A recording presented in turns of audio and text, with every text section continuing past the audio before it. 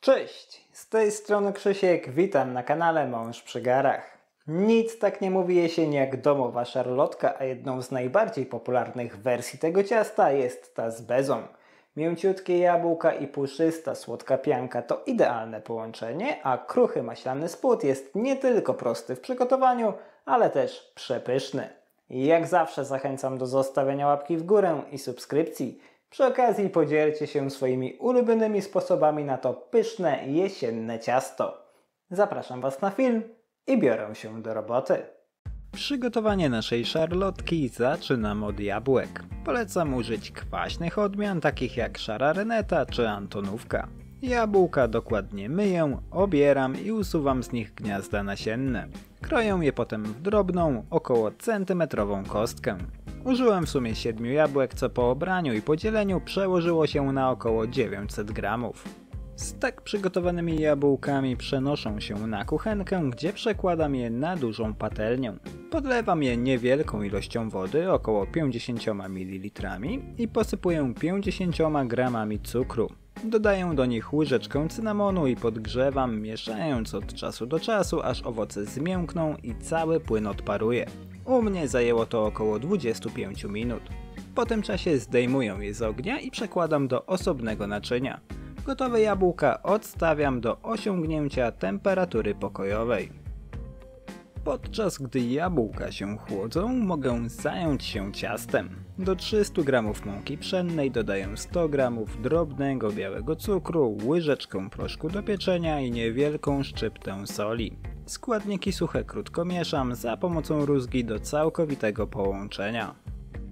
Kiedy to nastąpi, dodaję do nich 200 g zimnego, pokrojonego w kostkę masła. Tłuszcz wcieram w mąkę palcami do uzyskania konsystencji mokrego piasku lub jak kto woli ciasta na kruszonkę. Możecie zrobić to również za pomocą noża lub siekacza cukierniczego. Wybierzcie swoją ulubioną metodę. Po osiągnięciu odpowiedniej konsystencji dodaję do ciasta 1,5 łyżeczki pasty waniliowej i 3 żółtka. Jeśli nie macie pod ręką pasty, możecie podmienić część cukru na cukier waniliowy. Ciasto wyrabiam dłonią, najpierw w misce do wchłonięcia całej wilgoci przez mąkę, a następnie na blacie do uzyskania gładkiego ciasta. Pamiętajcie o tym, żeby działać z nim dość szybko, w innym przypadku możecie zbytnio ogrzać tłuszcz, a to skończy się sporym bałaganem, którego nie chcemy. Gotowe ciasto formuję w lekko podłużny kształt i dzielę je na dwie części mniej więcej w 2/3 długości. Każdą część ciasta szczelnie owijam folią spożywczą i odstawiam do zamrażarki na 60 minut do całkowitego schłodzenia. Kiedy ciasto i jabłka są już odpowiednio schłodzone, mogę zająć się spodem szarlotki. Większą część ciasta kruchego ścieram na tarce o grubych oczkach bezpośrednio do wyłożonej papierem do pieczenia kwadratowej blaszki o boku 20 cm. Tak rozdrobnione ciasto rozkładam najrówniej jak to tylko możliwe i szczelnie wyklejam nim dno formy. Spód szarlotki nakłuwam widelcem na całej powierzchni. Na tym etapie, jeśli chcecie, możecie podpiec ciasto, ale ja tego nie robię. Zawsze piekę wszystko razem i nigdy nie miałem z tego powodu problemów. Formę z nakłutym ciastem odkładam na chwilę do lodówki i zajmuję się bezą. Do miski wlewam 3 białka o temperaturze pokojowej i dodaję do nich szczyptę soli. Zaczynam ubijać je mikserem do uzyskania puszystej, jasnej piany.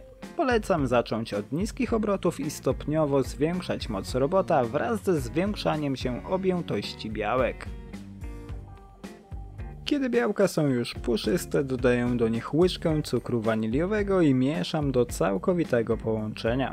Następnie zaczynam dodawać 100 g drobnego białego cukru. Dodaję go partiami, mniej więcej po jednej łyżce i za każdym razem całkowicie łączę ze sobą zawartość miski. Chwilę to zajmie, więc uzbrójcie się w cierpliwość, ale efekt końcowy jest tego wart. Po dodaniu całego cukru białka powinny stać się gęste i lśniące. Na końcu do bezy dodaję 15 g mąki ziemniaczanej. Zamiast mąki możecie użyć budyniu w proszku, np. waniliowego. Też sprawdzi się świetnie. Gotową bezę odstawiam i zabieram się za składanie szarlotki. Na schłodzony i nakłuty spód wykładam przygotowane wcześniej jabłka. Rozkładam je równo po całej powierzchni, dociskam delikatnie drewnianą łyżką do ciasta i przy okazji wyrównuję ich wierzch. Na tak przygotowaną warstwę jabłek wykładam ubite białka. Delikatnie rozprowadzam je z silikonową szpatułką, tak żeby utworzyć grubą, puszystą białą warstwę. Na tak przygotowaną szarlotkę ścieram drugą, mniejszą część ciasta kruchego. Ponownie robię to na tarce o grubych oczkach i delikatnie rozprowadzam je tak, żeby pokryło całą górę deseru. Ewentualnie możecie zetrzeć je na talerzyk i wtedy przykryć nim ciacho. Szarlotka trafia do piekarnika rozgrzanego do 180 stopni Celsjusza w funkcji góra-dół na około 50 minut. Jeśli góra ciasta zbyt szybko będzie nabierać koloru, możecie przykryć ją kawałkiem folii aluminiowej. Po 50 minutach wyłączam piekarnik, ale jeszcze nie wyciągam ciasta. Uchylam lekko drzwi piekarnika i pozostawiam w nim szarlotkę na około 30 minut. Dopiero po tym czasie wyciągam ciasto i odstawiam w blaszce do całkowitego wystudzenia.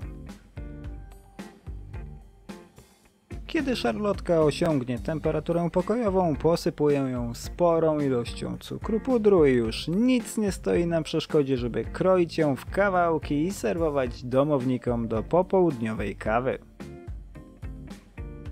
Gotowe! Nasza prosta i pyszna szarlotka z puszystą bezą jest gotowa do podania. Można się częstować. Ciacho pachnie obłędnie. Gdyby ktoś zrobił perfumy o zapachu jabłek i cynamonu, z miejsca wykupiłbym całą partię. Spód ciasta jest kruchy, przyjemnie maślany, z lekką notą wanilii, a do tego niemal natychmiast rozpływa się w ustach. Owoce są soczyste i aromatyczne, a beza piękna i puszysta. Absolutny jesienny klasyk. Dajcie znać, czy przepis Wam się spodobał. Życzę Wam smacznego i do zobaczenia w kolejnym filmie. Cześć!